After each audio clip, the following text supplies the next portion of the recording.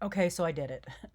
I went through every single color lookup photo and changed it to hue. And I like that because, just by playing around sometimes, you're going to come across interesting things that just happen, are happy accidents, to steal from Bob Ross. I grew up watching Bob Ross, and he was at the time actually hated by the fine art community. And I remember when I first got to art school, and we were sitting in a class, art history class, I believe, talking, and somebody brought up Bob Ross. And the professor practically lost her mind and said, "That's not art." And while I absolutely positively don't disagree with her now as someone who is actually older than she was at her time, um, in the sense that it's not fine art in the sense that you all are studying fine art and will practice fine art. He was doing some things that are principles and elements oriented, but he was really just sort of invented what is now called intuitive art, and there's a lot of controversy around that. Um, here's my thing. I do intuitive art, um, and I find that it's a way for me to experiment and practice without any goals, simply because in the process of doing it, I learn new techniques. I learn new strategies. I learn things that work and don't work without messing up a project that has to be a certain way. And a lot of the techniques, like just this, right, a happy accident, I just tried something, and I found that this worked better for my original concept, which was to mock, all right, the stereo or the idea that women are hysterical because we have uteruses. And so this sort of blemishing my skin even further really takes that mockery to the next level. And it'll be interesting to see when I start putting this together as a collage if it still works or not. This is why you don't want to destroy your images. I could have gone through every single one of these and applied every single one of these adjustments to the image itself. If when I start putting this together, and this is, say, a real project and not something we're just doing for y'all to learn the process, if I start working on this and I start putting this together, and in the end, when the collage comes together and it doesn't work, all I have to do is go in and change this. And I have saved myself the pain and the agony of having to start over. And I'm going to tell you guys, I was in industry for almost 2 decades before I decided I wanted to get into education. And I have never in my life worked with a client, and I have probably worked with, gosh, let's just say hundreds of clients, because I think that's fair. And of those hundreds of clients, never once did any client ever say, "Oh, I love this. Let's don't change anything." Not once. They always saw something they wanted to change, because I mean, we're having to interpret their goal, their mission, and we're not always going to get it right on the first shot. And so they're going to ask for tweaks or changes, and you're going to make them. So that's why artists who do this for a living do non destructive. If I at some point decided I want to do something completely different, that's gone. I'm back to, and this is the photo right here, I'm back to that original photo. I can now make adjustments to that without having lost it, without having to reset this up, without having to bring it in. So, in the quick second it takes to come down here and create that adjustment fill is way faster than anything else you're going to do. So don't directly destroy your original images. Um, okay, so now I have all this set up, and this is my goal for project two. I want what is considered this proof sheet, so I can look at all my images on the same sheet, and I can have it approved for the next step. in the beginning, you're going to want approval from your supervisor or your peers before you move to the next step. And this is to save you the headache of taking an idea too far and then having to go back and spend your weekends fixing it for free.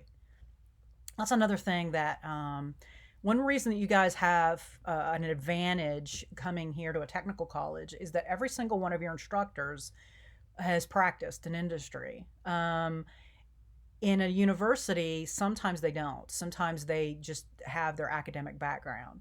And so when you are learning from someone who has practiced, you're getting more of an apprenticeship um, aspect to your education, because you're having somebody tell you, hey, this is what I did, or this is what I saw happen, and here's how to avoid it. Okay. So, one of the things that happens in industry is that when you move through each phase, you want to get your clients to sign off on things. And um, here we don't really have a client for you guys. I'm your client, and I'm much more artsy and creative sometimes, and some of them will be. So I'm going to let you guys get outside the box a whole lot further sometimes than you'll get to do in the real world. But you want them to approve things before you move to the next level. And that means they sign off, literally, physically sign off on it. Say, yes, I approve this, move forward. Because if you don't, they could very easily at the end of the project say, this isn't at all what I told you I wanted. And while art is not at all subjective, art is not. The principles and elements of design are very objective. Color psychology, color theory, all based on Gestalt. That's all science. That's objective. What's subjective is taste. Whether or not you like the art, that's subjective. And your clients' views of what they told you and what you produced is their opinion of whether or not they like it, and that's subjective. So you want to have milestones in your projects where they sign off on it. So for this project, don't go any further. You're going to have time in project 3 to go further. Stop here, save this as just like this. I want to be able to see what you did and submit this as your assignment. Now, one of the things I'm going to do is I'm going to select everything on this page. Let me view, zoom out, and I'm going to make sure it's centered because it's not. Okay. All right, so that's the nice thing. I just click up here, drag and drop, and it will now select. Well, it should have selected everything. And so I should be able to center this. And you see what happens when I just moved it over because I knew it needed to go left. I got the 2 pink crosshairs showing me that it is now centered on my page. Yeah, it moved the filters with it, just to make sure. Okay, now I have boundary, boundary, boundary, boundary, right? I kind of call this a frame. You always want, it's sometimes called a gutter. It's called other things, border. You always want a gap between your image and the edge of the page, because when things are printed, this allows them that printer edge where the printer can't go. Unless you are intentionally printing something that's full screen to the outside, you want to keep that boundary for printing purposes. In this case, I want to keep that boundary because I want to be able to have this framed and look nice and neat. It's laid out on a grid, it's organized, and you can see why this allows whoever is looking at it to focus on the images and not on what a mess my layout is. No one's looking at this saying, hey, these are off, right? This is laid out nice, neat, clean. My gaps between my images are consistent all the way around, and it's not perfect, but it's close enough to perfect that the eye can't see if it's not perfect. And that's what you want to do. You want to spend the time doing that.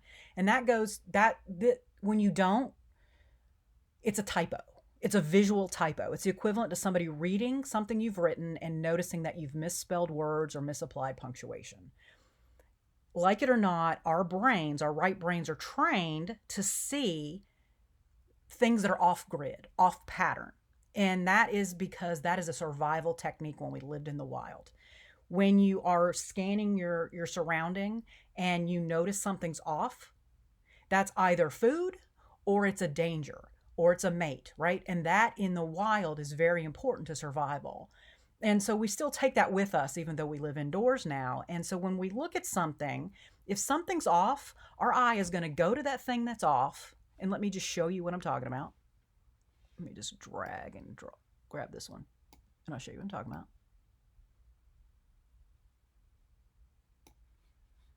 See how your eye is going to go to that upper photo and kind of dwell on the fact that it's out of alignment? It's just a survival technique of your brain. It's a remnant from that. It's saying, hey, this is off. Pay attention to this. This could be danger. This could be food. This could be a mate. And so you want to avoid that. And now the focus, with everything aligned, the focus is on the work itself. And that's where you want it to be.